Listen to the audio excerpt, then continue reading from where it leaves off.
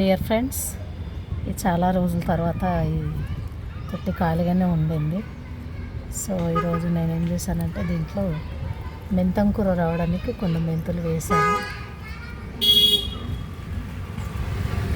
చూడాలి ఎన్ని రోజుల తర్వాత మొలకలు వస్తాయో. సో దీన్ని ఇట్లా కప్పేసేస్తున్నాను. కప్పేసి వాటర్ వేస్తాను.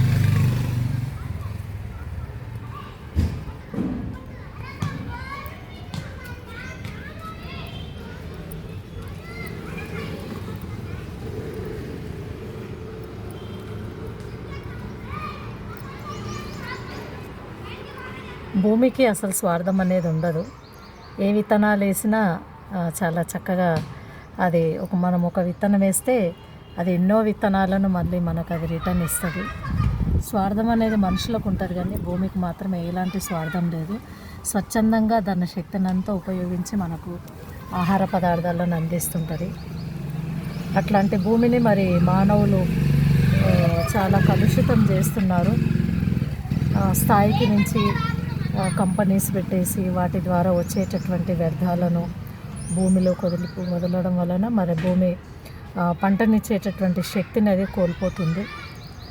సో అలా జరగకుండా మనకు ఎంత అయితే అవసరం ఉందో అంతనే మరి రసాయనాలను ఉపయోగించి చేస్తే ఇంకా బాగుంటుందనేది నా ఉద్దేశము. ఇటువైపు ధనియాలు వేసాను, వీటిని కూడా క్లోజ్ చేస్తున్నాను.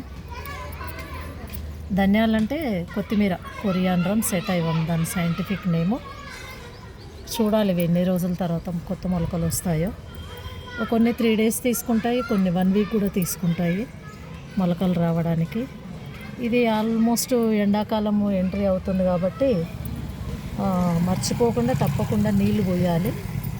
అప్పుడే అవి చక్కగా మొలకెత్తి మళ్ళీ ఇటు సైడ్ ఏమో కొరియాండ్రమ్ సెటైవం కొత్తిమీర, అటువైపు మెంతికూర. ఈ మెంతికూర అనేది తెలుసు కదా, అందరికీ తెలిసినటువంటి విషయమే. మరి దీంట్లో ఉండేటటువంటి రసాయనం ఏమైతే ఉందో అది మనం తినేటటువంటి ఆహార పదార్థాలలో షుగర్ ఏదైతే ఉందో దాన్ని డైల్యూట్ చేయడానికి ఇన్సులిన్ ఉత్పత్తి చేస్తుంది.